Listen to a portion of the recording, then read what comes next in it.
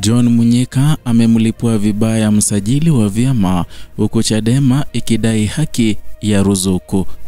Ujambo na karibu, na hii ni Kenyascope, mahali unapata taarifa kemkem pindi zinapochipuka. Mtiririko wa matukio ya kisiasa nchini Tanzania umechukua sura mpya baada ya katibu mkuu wa chama cha demokrasia na maendeleo Chadema John Mnyika kuibuka kwa ukali akilalamikia uamuzi wa mahakama na hatua za ofisi ya msajili wa vyama vya siasa kuruhusu ruzuku za chama hicho. Tukio hilo limeibua mjadala mpana ndani ya duru za kisiasa na limeenea kwa kasi kupitia vyombo vya habari na mitandao ya kijamii, likionekana kama sauti ya upinzani dhidi ya kile kinachoelezwa kuwa ni ukandamizaji wa kisiasa.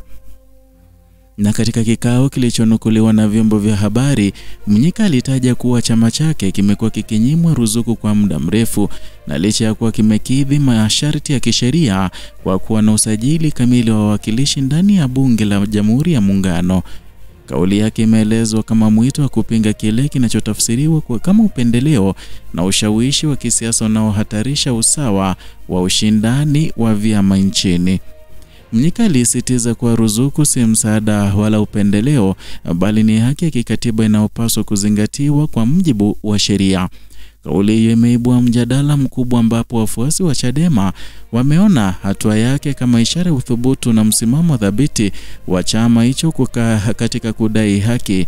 Na kwa upande mwingine, wachambuzi wa siasa wameonya kuwa sakata hili linaweza kuongeza migawanyiko na mivutano mikubwa zaidi kati ya upinzani na vyombo vya dola. Na katika mazingira ya sasa ya kisiasa, suala la ruzuku limekuwa gumzo linalogusa siasa za ushindani wa kina. Wanaharakati wa kiraia na viongozi wa mashirika huru wamejitokeza wakitaka serikali kuhakikisha kwamba vyombo vya usimamizi wa vyama vya siasa vinafanya kazi kwa uadilifu, bila upendeleo na kwa kuzingatia misingi ya demokrasia.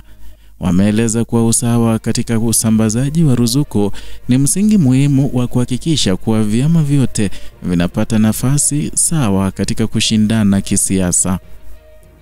Wachambuzi pia wamebainisha kuwa hatua ya Mnyika inaweza kuwa mwanzo wa mapambano makubwa zaidi ya kisheria iwapo hakutakuwa na majibu ya wazi kutoka kwa msajili wa vyama. Aidha, mjadala huu umehusishwa na maswali makubwa kuhusu mustakabali wa demokrasia nchini, hasa kuelekea uchaguzi mkuu wa mwaka 2025 ambapo upinzani unatarajiwa kuongeza nguvu mpya katika kampeni zake. Sakata hili la ruzuku limekuwa kiini cha mjadala mpana wa kitaifa, likiwa limegusa siasa, sheria na nafasi ya haki za kikatiba. Hali ya sintofahamu iliyojitokeza imeacha macho na masikio wa Tanzania yakisubiri hatua zinazofuata, huku wengi wakitazama kama hatua ya Chadema inaweza kuzimisha ama kulazimisha mageuzi katika namna ruzuku za vyama zinavyosimamiwa.